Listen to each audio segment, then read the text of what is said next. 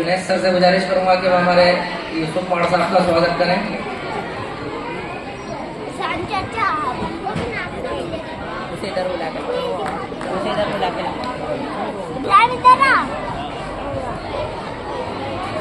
अब इंशाल्लाह कुछ बातें स्कूल के ताल्लुक से मैं आप तमाम के सामने बता देना मुनासिब समझता हूँ।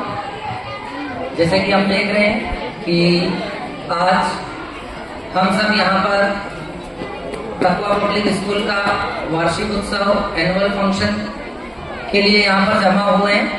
तो मैं आपको बता देना चाहता हूँ कि सन 2016 से इस स्कूल की नींव बुनियाद हमने रखी और बुनियाद रखने का मकसद यही कि हम जानते हैं कि बहुत सारे स्कूल हमारे शहर के अंदर और मैं कहूँगा अच्छे अच्छे स्कूल मौजूद हैं, लेकिन कहीं ना कहीं दीन की कमी हमारे बच्चों के अंदर हमें महसूस हुई कि पढ़ाई तो अल्हम्दुलिल्लाह बच्चों को दुनियावी तालीम अच्छी मिल रही है, लेकिन कहीं ना कहीं दीनी जो असल तालीम है उससे कहीं ना कहीं हम महरूम रह रहे हैं। तो इसी सोच को, इसी मकसद को ध्यान में रखते हुए सन 2016 के अंदर जो हमारी कमेटी है तकवा एजुकेशन एंड वेलफेयर सोसाइटी, तमाम मेंबर्स ने, जिम्मेदारान ने फैसला किया कि इंशाल्लाह एक ऐसा इदारा, एक ऐसा स्कूल कायम किया जा सके जिसके अंदर बच्चे को दीनी और दुनियावी दोनों तालीम मिल सके। तो सबसे पहले 2016 में हमने कुछ चंद बच्चों के साथ, 8-10 बच्चों के साथ इस स्कूल की शुरुआत की। शुरुआत में हमने मध्य प्रदेश बोर्ड से मान्यता के लिए अप्लाई किया, लेकिन इंफ्रास्ट्रक्चर की कमी होने के कारण उससे हमें मान्यता नहीं मिली। फिर अल्हम्दुलिल्लाह हमने मदरसा बोर्ड से मान्यता ली। 4-5 साल स्कूल मदरसा बोर्ड से हमने चलाया। आप सभी का, तमाम पेरेंट्स का हमें सहयोग मिला और अल्हम्दुलिल्लाह सन 2023-24 जो सत्र गया, पिछला सत्र, उसके अंदर हमने एमपी बोर्ड से मान्यता ले ली। ये अल्लाह रब्बुल आलमीन का बहुत ही फजलो करम है कि अल्हम्दुलिल्लाह मध्य प्रदेश बोर्ड जो एजुकेशन बोर्ड है उससे हमारा स्कूल मान्यता प्राप्त है। नर्सरी से 8th तक इसके अंदर हम बच्चों को दीनी और दुनियावी दोनों तालीम दे रहे हैं। जैसे कि आप लोग देख रहे होंगे कि स्कूल का जो स्ट्रक्चर अभी बताया गया कि क्या क्या काम स्कूल के अंदर होते हैं, उसमें इंग्लिश है, हिंदी है, मैथ्स है, इंग्लिश मीडियम स्कूल हम चला रहे हैं, साथ साथ उर्दू है, अरबी है और दीनी जो रोजमर्रा की जिंदगी में जितना एक दिन हमें पता होना चाहिए वो तालीम अल्हम्दुलिल्लाह हम यहाँ पर दे पा रहे हैं और उसकी झलक आप लोगों ने आज यहाँ पर एनुअल फंक्शन में देखी। तो बताने का मकसद यही है कि जो भरोसा आप लोगों ने हम पर जतलाया है, आगे भी वैसा भरोसा हमारे ऊपर जतलाते रहे इंशाअल्लाह। हमारी सोच है कि इस स्कूल को 8th से लेकर के आगे और बढ़ाया जाए और अल्हम्दुलिल्लाह अल्लाह रब्बुल आलमीन का फजलो करम अगर हम पर रहा तो हमारी प्लानिंग आगे 12th तक और फिर कॉलेज तक इस संस्था के जरिए लोगों को दीनी और दुनियावी तालीम देने की है। इसमें अल्लाह रब्बुल आलमीन का और आप तमाम के साथ की हमें जरूरत है। जैसे कि हम जानते हैं कि दीन इस्लाम सबसे पहली वही जो अल्लाह के रसूल सल्लल्लाहु अलैहि वसल्लम पर जो नाजिल हुई वो पढ़ने के ताल्लुक से हुई, इक़रा बिस्मि रब्बिकल लज़ी खलक़। और आज उम्मत मुस्लिमा उसी तालीम से कोसों दूर है और यही वजह हमारी पस्ती की है, यही वजह हम आज जो हर जगह पिछड़े में नजर आते हैं वो कहीं ना कहीं तालीम की वजह से। और हम देखेंगे कि आज के दौर में कुछ हद तक सुधार आया है कि हमारी कौम तालीम हासिल कर रही है, लेकिन दीनी तालीम से आज भी हम लाशां हैं, उससे आज भी हमारे बच्चे कोसों दूर हैं, जिसकी वजह से जो इस्लाम का सही रिप्रेजेंटेटिव जो हमें बनना चाहिए वो हम नहीं बन पाते। तो यही सोच के साथ अल्हम्दुलिल्लाह हमने इस स्कूल की शुरुआत की और अल्हम्दुलिल्लाह उसी सोच के साथ इस स्कूल को हम आगे बढ़ा रहे हैं। आप तमाम का समय समय पर हमें मोटिवेशन और आपकी तरफ से हमें प्रोत्साहन मिलता रहता है।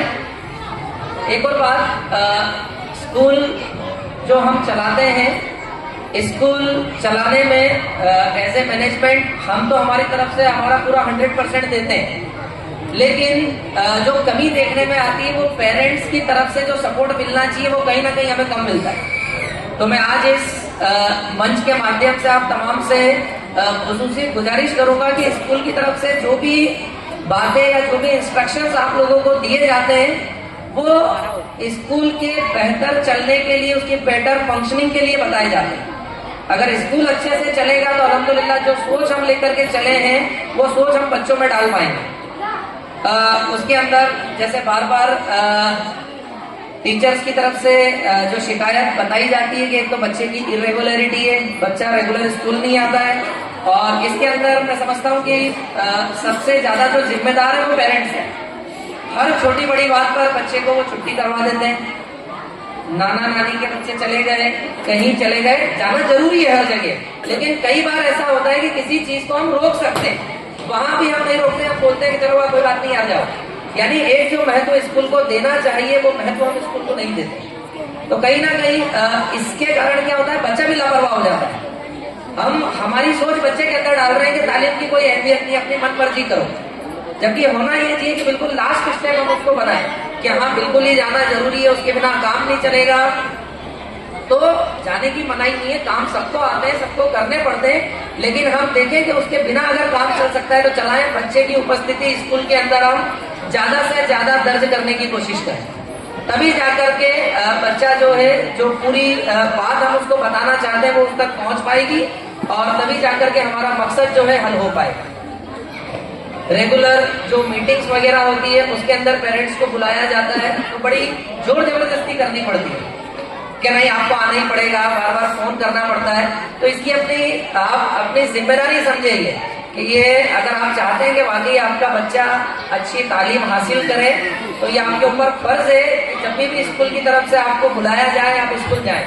अब हमारा रवैया क्या है, अरे यार परेशान करने के लिए बार बार मीटिंग रख देते हैं यार, अरे यार बार बार यूं ही बुलाते रहते हैं यार, स्कूल वालों को और कोई काम नहीं है यार।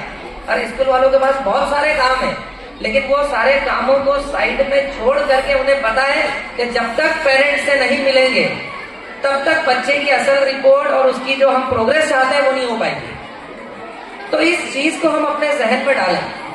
जब किसी चीज का इंपॉर्टेंस हमारे दिमाग में बैठ जाता है तो फिर उस चीज को हम मन लगा के करते हैं, उसके लिए वक्त भी हम निकालते हैं। और अगर हमें ये है कि नहीं यार फालतू है यार, तो टाइम पास है कुछ नहीं, तो फिर उस चीज के लिए आप यकीन मानिए वक्त भी नहीं निकाल पाएंगे। तो अगर कोई अहम चीज है तो उसके लिए कैसे भी करके इंसान वक्त निकाल लेगा। तो जो पेरेंट्स मीटिंग रेगुलर होती है उसका महत्व हम समझे। स्कूल के हम जानते हैं अपने अखराजात होते हैं, बिल्कुल अगर आप लोग नीमच के स्कूलों का मुआयना करेंगे तो बिल्कुल मिनिमम फीस पे हम स्कूल संचालित कर दें। बिल्कुल एक मिनिमम जो फीस होनी चाहिए, यूँ कहेंगे कि एक जो ट्यूशन फीस होती है 1 घंटे की क्लास की, वो हमारे स्कूल की फीस है महीने की, और वो भी हम मतलब उसमें इतनी लापरवाही बरतते हैं कि वो फीस हम टाइम पे जमा नहीं कराते।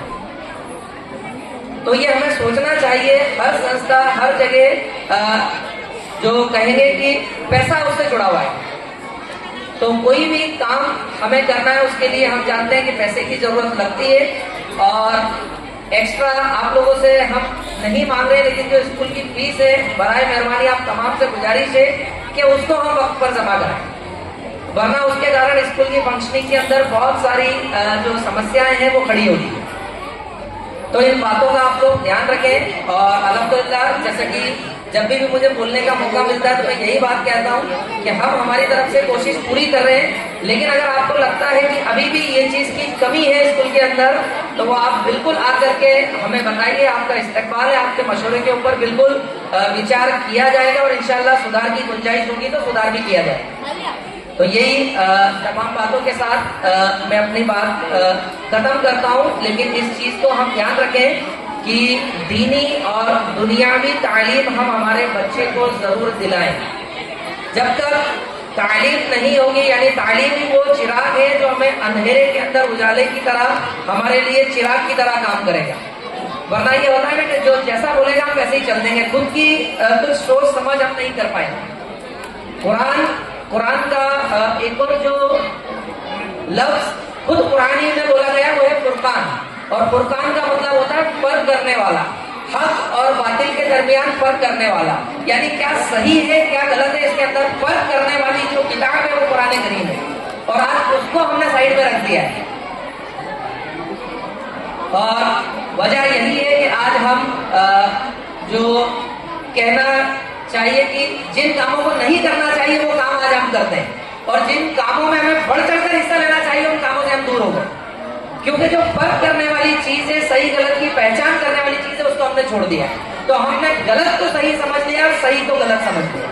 तो मेरे भाइयों, मैं आप तमाम से गुजारिश करूंगा कि जो तालीम का ये मरकज अल्हम्दुलिल्लाह अल्लाह रब्बुल आलमीन के फजलो करम से हमने शुरू किया है, इसमें आप लोगों का ताउन मिल रहा है और बढ़ चढ़कर भरपूर ताउन करें, क्योंकि हम चाहते हैं अल्लाह के रसूल सल्लल्लाहु अलैहि वसल्लम की एक हदीस है जिसके अंदर अल्लाह के रसूल सल्लल्लाहु अलैहि वसल्लम इरशाद फरमाते हैं कि जैसे ही इंसान मर जाता है उसकी मौत आ जाती है, इज़ा मातल इंसाना यनक़तहु अअमालुहु, कि जैसे ही इंसान मर जाता है उसकी मौत आ जाती है तो जो अमल नामा होता है जिसके अंदर नेकी और बुराई लिखी जाती है उसका सिलसिला कट जाता है, खत्म हो जाता है। इल्ला मन सलास, अल्लाह के रसूल सल्लल्लाहु अलैहि वसल्लम ने कहा केवल 3 चीजों को छोड़कर।